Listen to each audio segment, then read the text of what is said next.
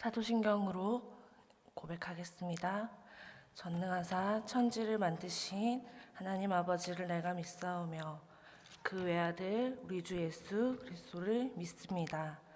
그는 성령으로 잉태되어 동정녀 마리아에게서 나시고 본디오 빌라도에게 고난을 받아 십자가에 못 박혀 죽으시고 장사된 지 사흘 만에 죽은 자 가운데서 다시 살아나셨으며 하늘에 오르시어 전능하신 아버지 하나님 우편에 앉아 계시다가 거기로부터 살아있는 자와 죽은 자를 심판하러 오십니다.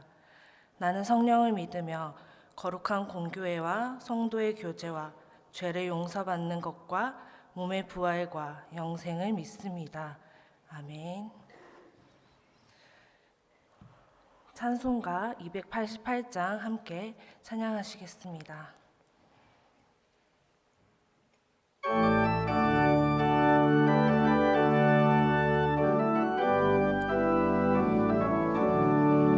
예수를 나의 구주 삼고 성령과 피로써 거듭나니 이 세상에서 내 영혼이 하늘의 영광 누리로다. 이것이 나의 간증이요 이것이 나의 찬송일세. 나 사는 동안 끊임없이 구주를 찬송하리로다. 온전히 주께 맡긴 내 영 사랑의 음성을 듣는 중에 천사들 왕래하는 것과 하늘의 영광 보리로다. 이것이 나의 간증이요 이것이 나의 찬송일세. 나 사는 동안 끊임없이 구주를 찬송하리로다. 주 안에 기쁨 누림으로 마음의 풍랑이 잔잔하니 이 세상은 구속한 주만 보이도다. 이것이 나의 간증이요 이것이 나의 찬송일세. 나 사는 동안 끊임없이 구주를 찬송하리로다.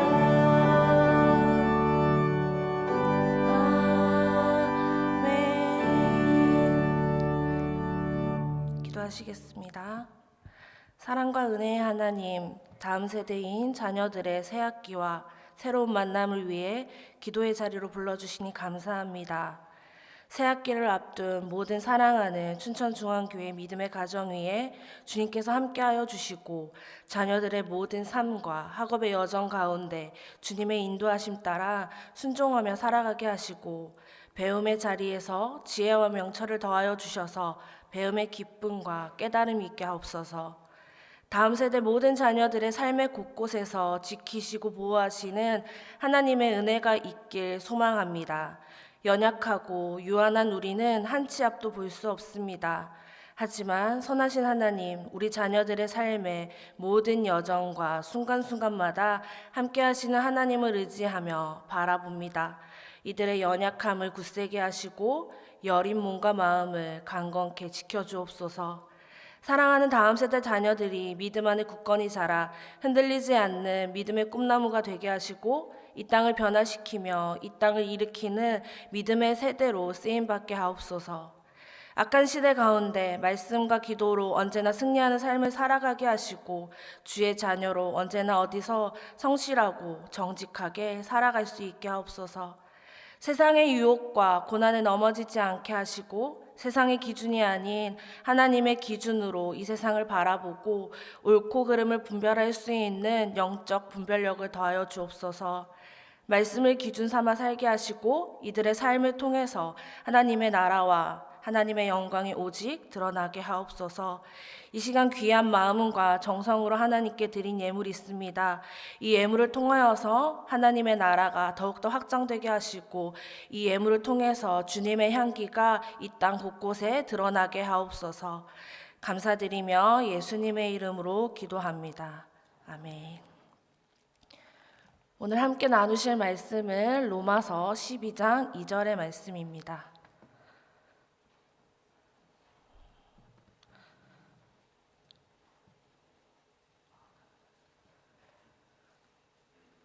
함께 읽겠습니다.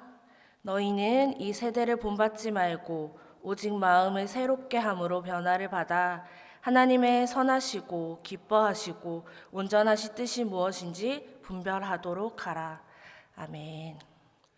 새벽을 깨우기 위해서 자녀들의 그리고 손주들의 새 학기를 위해 만남의 축복을 위해 기도로 시작하시는 우리 춘천중앙교회 모든 성도님들을 환영하고 축복합니다. 오늘은 저희가 잘 알고 익히 알고 있고 귀에 익은 많이 들은 로마서 12장 2절의 말씀으로 함께 말씀을 나누려고 합니다. 마음과 생각을 새롭게 함으로 변화를 받아 하나님의 선하시고 기뻐하시고 온전하신 뜻이 무엇인지 분별하는 귀한 은혜의 시간이 되기를 간절히 소망합니다. 그런데 요즘 들리는 뉴스와 세상의 얘기들은 어떠한가요?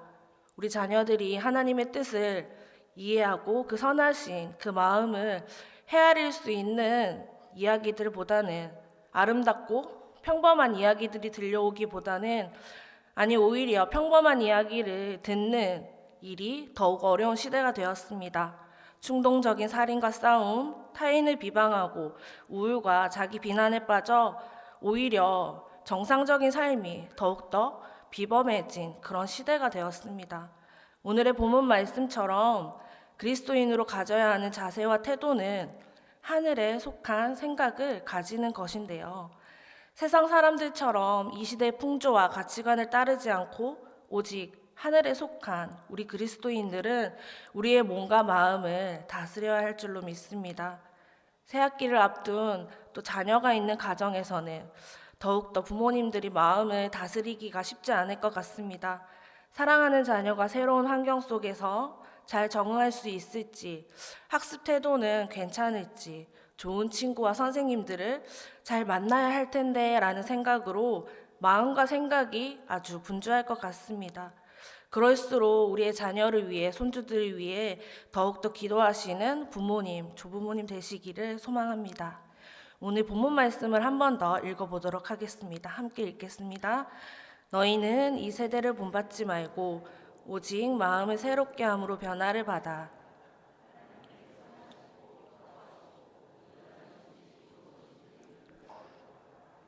아멘.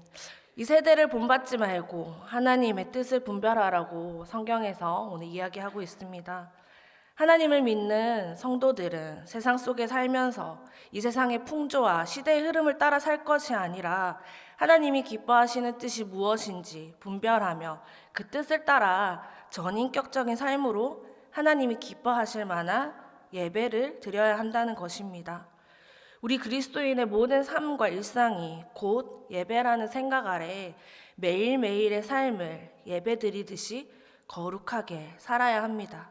그저 주일날 한번 예배에 나와서 오늘 예배 드렸다. 말씀으로 내 영혼은 충만해졌다. 오늘 하루 거룩하게 보냈다라는 이런 썬데이 크리스천의 삶이 아니라 매일매일의 삶에서 생각과 마음가짐이 곧 하나님께 드려지는 예배라는 것을 명심하며 우리의 삶을 거룩하고 아름답게 살아가야 할 줄로 믿습니다.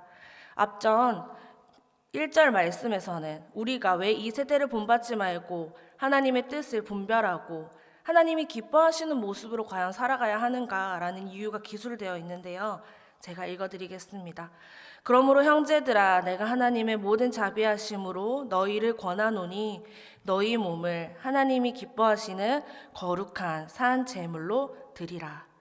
이는 너희가 드릴 영적 예배니라. 로마서 1장 1절에 나와 있습니다.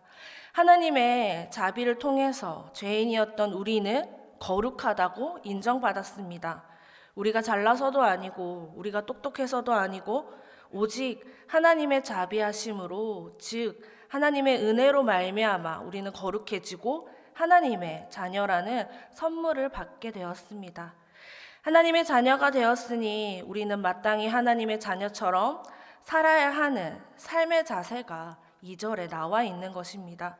그리스도인으로서 살아가야 할 삶의 모습이 바로 하나님께서 기뻐하시는 거룩한 산 제사, 즉 영적 예배가 되도록 하라는 것입니다. 그리스도인으로서 우리가 하나님 기뻐하시는 거룩한 산 제사, 산 제물이 되어야 하는 것인데요. 모든 우리의 삶의 행위의 기준은 이 시대가 자신의 육적 욕망에 따라 마음대로 살아가는 것과 달리 하나님의 기뻐하시고 온전하신 뜻이 무엇인가 분별하여 행하는 것인데요. 그리하여 우리의 삶의 모습이 하나님이 기뻐하시는 거룩한 산 제물, 산 제사, 영적 예배가 되어야 된다는 것입니다. 우리는 하나님께서 의롭다 하심을 받은 은혜 받은 자입니다. 아무 조건, 아무런 이유 없이, 아무런 대가도 없이 우리는 오직 하나님의 칭의를 통해서 죄인의 신분에서 의인의 신분으로 변화되었습니다. 죄인의 삶에서 의인의 삶으로 완전히 우리의 삶이 바뀌게 되었습니다. 신분만 바뀌는 것이 아니라 우리의 삶의 행동의 양식도 변화되어야 할 줄로 믿습니다. 더 이상 육신의 정욕에 이끌려 사는 그러한 삶이 아니라 하나님께서 기뻐하시는 삶을 추구해야 합니다. 참된 우리 삶의 변화가 진정으로 있어야 할 줄로 믿습니다. 저 또한 마찬가지입니다. 입술의 고백에서만 끝나는 것이 아니라 진정으로 우리 삶의 모든 영역이 하나님 중심으로 하나님께서 기뻐하시는 삶의 모습으로 살아가야 하는 것입니다. 내가 중심이던 삶에서 벗어나서 나의 생각과 중심이 오직 하나님 중심으로 변화되어야 합니다. 다들 부모님이라면 누구나 집에서 자녀를 향한 사랑의 잔소리 다 하시죠? 네, 부정할 수 없죠. 네, 저도 대학 가기 전까지 정말 잔소리 많이 들었던 것 같습니다. 얼굴 보면 정말 말 안 들었을 것 같지 않나요? 고등학교까지 부모님 곁에서 살면서 정말 무수한 잔소리를 들었던 것 같습니다. 아마 10톤 트럭 몇 대를 분량할 만큼 사랑의 잔소리를 들었던 것 같은데요. 그만큼 제가 말 안 듣고 말괄량이의 삶으로 살았던 것 같습니다. 무지성의 삶으로 언제나 실천하던 그런 때인데요. 그 어머니께 들었던 잔소리를 요약하자면 아마 다 예상되실 텐데 제가 잠을 아주 많이 잤거든요.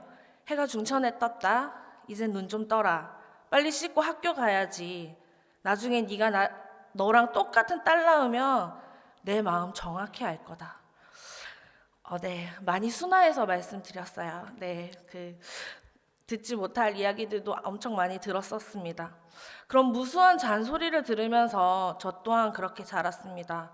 어머니께서 저를 당연히 사랑하시니까 해주는 그런 이야기들이겠죠.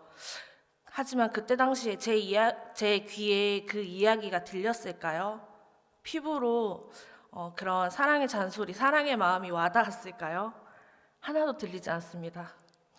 빨리 대학을 가서 내가 이 잔소리를 벗어나야지. 대학 가면 엄마의 잔소리로부터 정말 진정한 해방이다 라며 저는 대학 가기만을, 고3이 끝나기만을 무척 기다렸습니다. 우리 부모님 되신 성도님들 오히려 자녀를 향한 사랑의 그 잔소리 대신 그냥 아무 말 없이 한번 안아주는 거 어떠세요? 잔소리 대신 등을 토닥이면서 그냥 머리 한번 쓰다듬어 주시는 거 어떨까요? 그냥 용돈 지어주면서 힘내라고 한번 이야기해 주는 거 어떠세요? 저희는 아마 모두가 비슷한 경험을 겪고 자라왔을 거라고 생각합니다. 부모님의 잔소리로부터 피할 수 있는 사람이 과연 있을까요?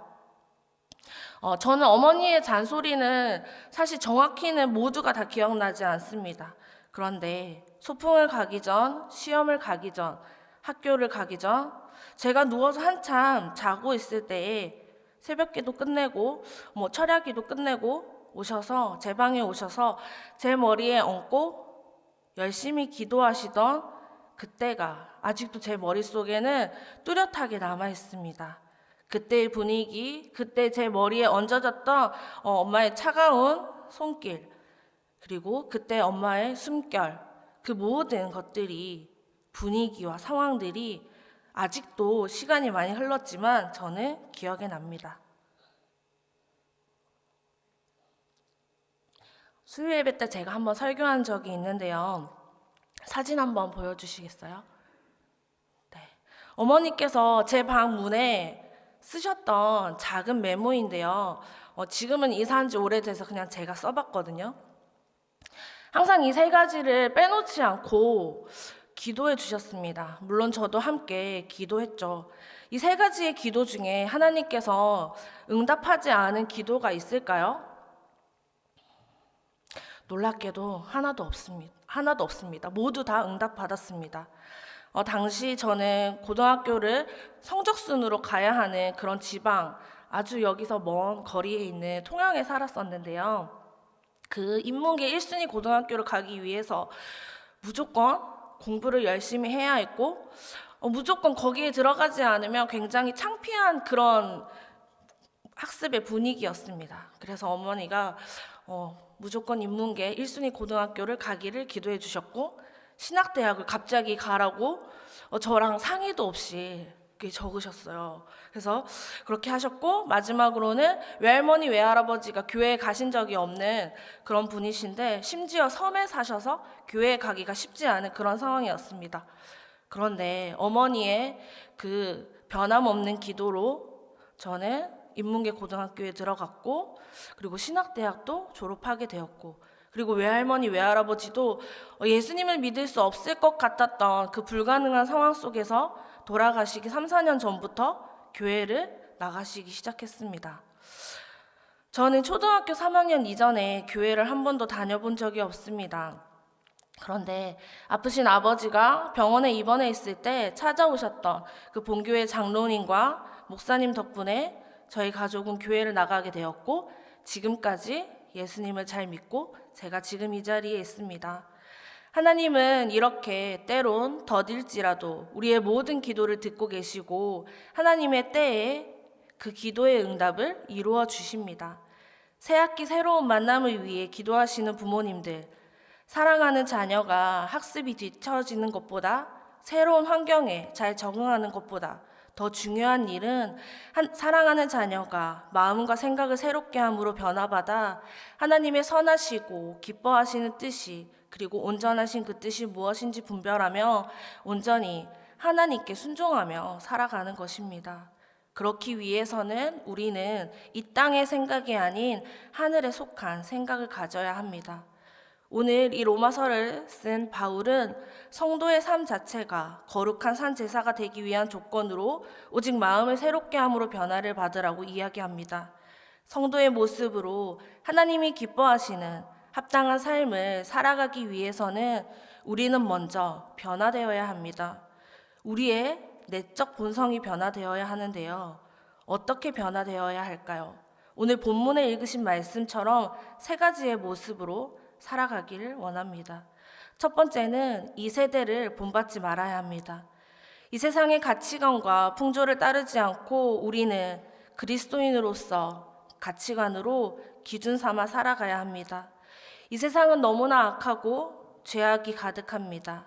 이 세상은 음란과 정욕과 술 취함과 방탕과 쾌락과 거짓이 난무하며 그것들을 우상으로 삼는 죄악된 세상입니다. 바른 분별력을 가지고 자녀들이 바른 그리스도인으로서 기독교적 가치관을 기준 삼고 살아갈 수 있도록 부모님께서 알려주시고 본이 되어 주십시오. 자녀들을 교묘하게 유혹하고 혼란에 빠뜨리는 이 시대적 상황 속에서 바른 그리스도인으로서 살아갈 수 있도록 가정에서 먼저 가르치고 그 가르침을 따라 살아갈 수 있도록 자녀들을 권면해 주시기를 간절히 소망합니다. 진리를 붙잡고 우리의 진리 되신 예수 그리스도를 본받아 살아갈 수 있도록 함께 교육해 주시면 감사하겠습니다. 두 번째, 오직 마음을 새롭게 함으로 변화되어야 합니다. 하얀 도화지에는 무슨 그림이든 마음껏 그리고 그 도화지를 채울 수 있습니다. 그러나 도화지에 이미 그림이 그려진 상태라면 더 이상 그림을 그리기가 어렵습니다. 우리의 마음도 마찬가지입니다. 죄와 세 속에 물든 우리의 마음을 새롭게 하고 우리의 마음을 예수 그리스도의 보혈로 정결하게 씻겨야 합니다. 2절에서 바울은 성도의 삶 자체가 거룩한 산 제사가 되기 위한 조건으로 오직 마음을 새롭게 함으로 변화를 받으라고 이야기합니다.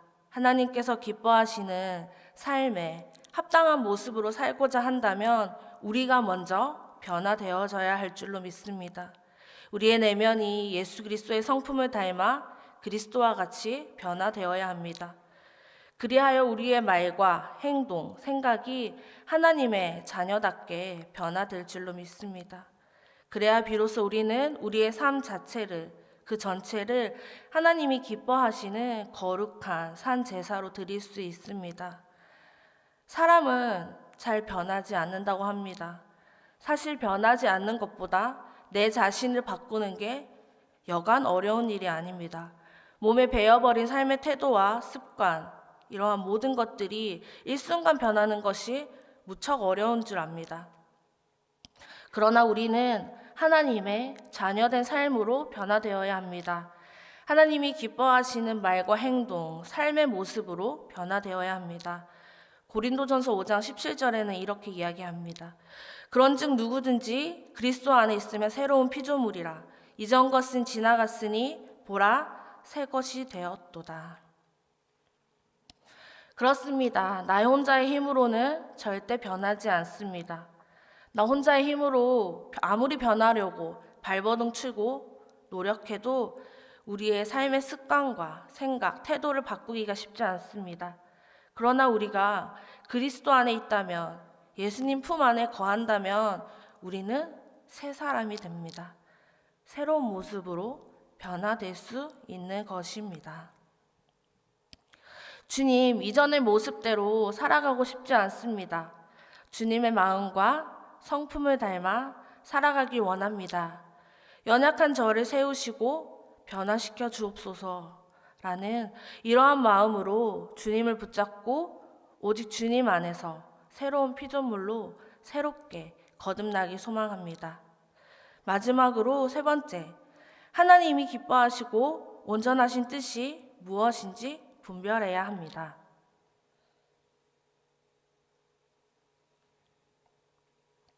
하나님의 뜻은 언제나 선하시고 온전하십니다.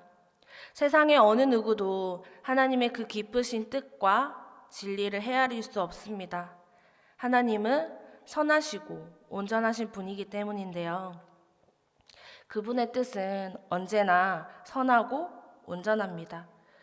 비록 지금 우리 삶에 또 절망스럽고 고통스럽고 이해할 수 없는 그 인생의 고난의 상황에 처했을지라도 그것은 하나님께서 우리를 향한 하나님의 계획을 위한 하나의 과정이라는 것을 잊지 마시기 바랍니다. 하나님은 모든 것을 염려하며 선을 이루게 하시는 선의의 하나님이시기 때문입니다. 때로는 우리 삶에 찾아오는 고통과 슬픔, 아픔이 우리 삶을 짓누를지라도 그 하나님의 뜻을 헤아릴 수 없는 연약한 우리는 넘어지기도 하고 실망하기도 합니다.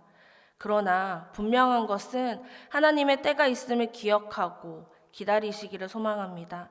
하나님의 뜻은 언제나 선하시고 온전하시기 때문입니다.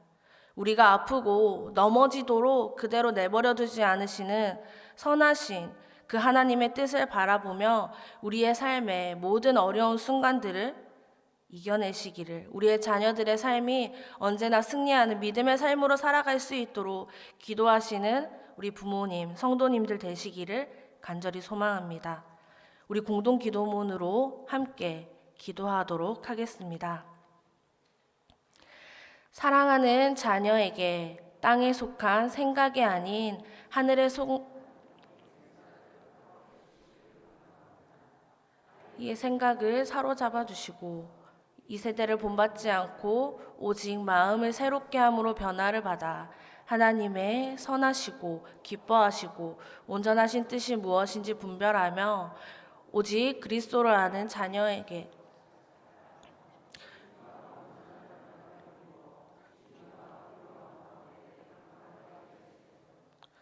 양육하는 되지 않게 하시고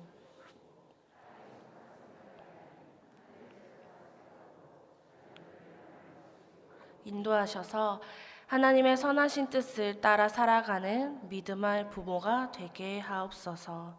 아멘. 우리 이 시간 함께 읽으신 공동 기도문과 가져오신 우리 개인의 가정의 기도 제목 따라 함께 이 시간 또 기도하도록 하겠습니다. 사랑과 은혜가 많으신 하나님, 오늘도 이 자리에 불러주시고 함께 기도로 새학기를 준비하게 하시니 감사합니다. 하나님, 우리 모든 춘천중앙교회 교육국 자녀들의 삶을 주님 붙잡아 주시고 하나님이 기뻐하시고 온전하신 뜻이 무엇인지 분별하는 믿음의 자녀로 살아갈 수 있도록 하나님 함께하여 주시옵소서. 이들의 삶이 하나님께 맡겨진 믿음의 삶이 되게 하여 주시고 하나님이 기뻐하시는 온전하신 삶이 될 수 있도록 아버지께서 인도하여 주시옵소서. 하나님, 우리는 연약합니다. 우리는 하나님 넘어집니다. 주님의 손을 붙잡고 일어나는 우리의 삶이 되게 하여 주시고 주님이 함께하는 믿음의 삶이 될 수 있도록 아버지 인도